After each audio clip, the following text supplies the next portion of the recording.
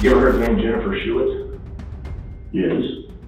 Did you ever have occasion to come in contact with her? Yes. Tell me about that. No. I really do. Oh, thank you. She's alive. Yes, she's alive. She's alive. Let me tell you, she's alive. When you first hear Jennifer Schuett's story, you may already come to the conclusion of the tragic ending awaiting for her. At just 8 years old, Jennifer was kidnapped from her home in Texas and assaulted in a remote field before the monster then slit her throat and left her to die. By some miracle, however, Jennifer clung to life and spent the next 20-odd years fighting for justice.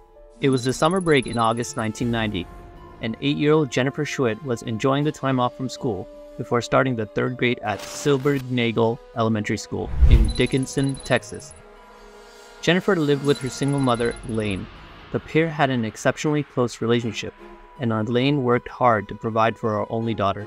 August 10th hadn't been any different than the day before. It was your typical hot Texas summer day, with the temperature not dipping much into the evening hours. Jennifer enjoyed sleeping in her mother's bed, but that night, partly due to the heat and partly due to the fact that Elaine had a long day at work the next day, Jennifer decided she would sleep in her own bed. "Because I love you, I'm going to sleep in my own bed tonight," she allegedly told her mother. Jennifer, like many children her age, was scared of the dark. This was much of the reason why she liked to sleep with her mother, where she felt safe. But the danger to Jennifer wasn't the monsters under her bed, it was the monster hiding outside her window. At some point that night, a man climbed through Jennifer's bedroom window and dragged her out of her house, keeping his hand clamped tightly to her mouth to keep her from screaming. When Elaine woke up the next morning and walked into Jennifer's room to get her ready for the day, she was perplexed to find she wasn't there in her bed. Initially, Elaine thought Jennifer must be getting breakfast or maybe even playing outside. A quick look around proved that she was doing neither of those things. Elaine alerted the police, and a desperate search was launched. However, it wasn't the authorities who found Jennifer. Instead, it was a group of children. The man who kidnapped Jennifer carried her to his car and bundled her into the back seat. He said he was an undercover police officer.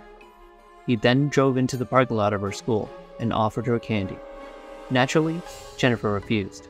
She knew things were seriously wrong and that she was in real danger with this man. He then told Jennifer that her mom would be arriving soon to pick her up, but that didn't happen. Next, he drove Jennifer out to a field, where he dragged her out of the car and assaulted her. Due to the pain and trauma, Jennifer passed out in the process. The man then did the unthinkable. Jennifer had woken up again and found the man holding a knife to her throat. "Am I scaring you, little girl? Am I scaring you?" He asked her before starting to choke her almost to the point of attempting to break her neck. Once again, Jennifer has passed out. When she woke up the second time, Jennifer found herself being dragged further into the field by her ankles. She tried to scream, but no sound came out, and she couldn't understand why this was. The man had slit Jennifer's throat from ear to ear, so deeply in fact that her voice was severed, which is why she couldn't make a sound. She was left in the middle of an overgrown field, gushing blood and unable to speak. The man then turned around and left, walking to his car and leaving young Jennifer to bleed out in the field. By all accounts, Jennifer shouldn't have survived the attack. For the next 14 hours, she was lying on an ant mound on the field, still unable to move. On August 11, a group of children who were playing out on the field stumbled across the horrendous scene. They quickly ran home and notified an adult who got help for Jennifer, and she was rushed to the hospital. While doctors fought to stabilize her, the police arrived at the scene of the crime and began collecting whatever evidence they could find in order to hopefully catch the man responsible. Jen's clothing was found in the field, along with the man's t-shirt and underwear. There was DNA recovered, but back in 1990, the technology to analyze this and match it to an individual was not yet advanced enough. Once Jennifer was stable and her injuries had been assessed, our doctors had to break the news to her that she would be unable to speak for a lengthy amount of time going forward. Despite this immense hurdle, young Jennifer showed true grit and determination by writing down detailed accounts of what she remembered of the man. This included the brand of cigarettes that he smoked and even his name, Dennis. The fact that he told Jennifer his name further proved he had every intention of killing her that night. While sitting in her hospital bed recovering, Jennifer also worked with a forensic artist to create a composite sketch of her attacker. 14 days later, she was allowed to go home, and eventually Jennifer was able to get her voice back. Still, the nightmares of the man who had climbed through the window and stolen her into the darkness persisted. This was likely made worse by the lack of progress in the investigation. Slowly, leads stopped trickling in, and the investigators felt their hands were tied. They had DNA, but they were unable to do anything with it. Different teams took over the case, only to find themselves reaching the same result. This pattern repeated itself for 18 long years before there was a breakthrough. In 2008, as technology has improved vastly over the previous years, the DNA recovered in Jennifer's case was sent to the FBI lab in Quantico, Virginia, for analysis. A year later, they got a match. Finally, a face could be put to the monster who had lurked in Jennifer's nightmares for all these years, and shockingly, his DNA had been in the system for 12 years already. Dennis Earl Bradford was convicted of kidnapping a woman in 1997. Bradford was born on September 28, 1969 in Harris County, Texas. That means he was only 20 years old when he kidnapped and assaulted Jennifer. The following year in 1991, he met an 18-year-old woman called Lisa in Hot Springs, Arkansas, and they began dating. They married 6 months later and went on to have a son and daughter. A few years into the relationship, Lisa realized Bradford had a dark side to him. He began drinking more heavily, and this increased his erratic behavior. This deeply concerned Lisa. Then, in 1996, Bradford was arrested for assaulting and kidnapping a woman in Arkansas. He had beaten her before dragging her into the woods. Bradford then held a knife to the petrified woman's throat and threatened to kill her. The case was taken to trial, but the jury couldn't reach a decision on the rape charge, but they did find him guilty of kidnapping. Despite being given a 12-year prison sentence, Bradford was released on parole in 2000. In 2004, Bradford moved to North Little Rock and married Elizabeth Weber, who had 3 children herself. Thankfully, they were old enough to be living on their own.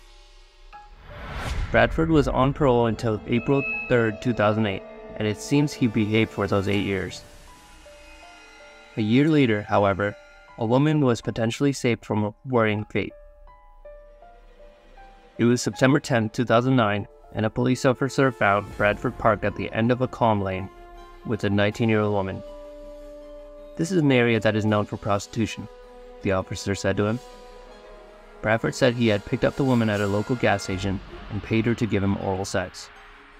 Whether Bradford intended to attack her, like he had done with the woman in 1996 and Jennifer, only he knows. He was then charged with patronizing a prostitute. Following his arrest in 2009, 40-year-old Bradford was taken in for questioning, where he admitted to the crimes he committed against Jennifer. You ever heard the name Jennifer Schuett? Yes. Unfortunately, Jennifer never got a true sense of justice. She was never able to see him prosecuted for what he did to her. Instead, Dennis Bradford committed suicide on May 10, 2010, in his own prison cell after creating a noose using his own bedding.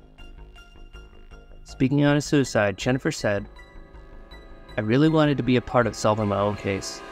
I wanted to help because I was the only living witness. I wanted to go to trial and see this through to the end." She already had her victim impact statement prepared, so as her final piece of healing, Jennifer traveled to Bradford's grave site and read it there. She ensured that even after death, he heard what she had to say. As Jennifer processed this next chapter of her life, she was coming to terms with a different struggle. She had long dreamed of having her own family one day, but due to complications caused by Bradford's assault, she was told this would be unlikely.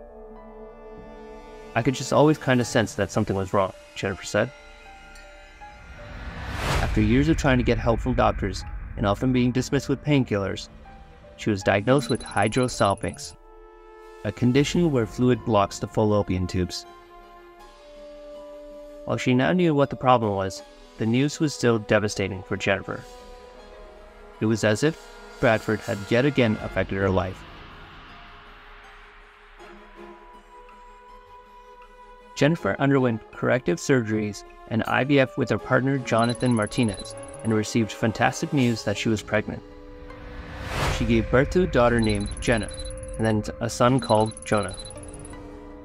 In 2014, Jennifer married Jonathan and the family lived together in League City, Texas. Jennifer still dedicates much of her time in victim advocacy and wants to keep telling her story in the hope that it will inspire others. Jennifer is a prime example of someone who not only survived a horrific experience, but learned to push past that trauma and thrive. Thankfully, Dennis Bradford will never be able to lay his hands on another innocent victim of error again, and Jennifer can sleep peacefully knowing he can't hurt her anymore. Thanks for watching, everyone. Let me know what you thought about this video down in the comment section below. If you like this true crime story, why not watch this story next?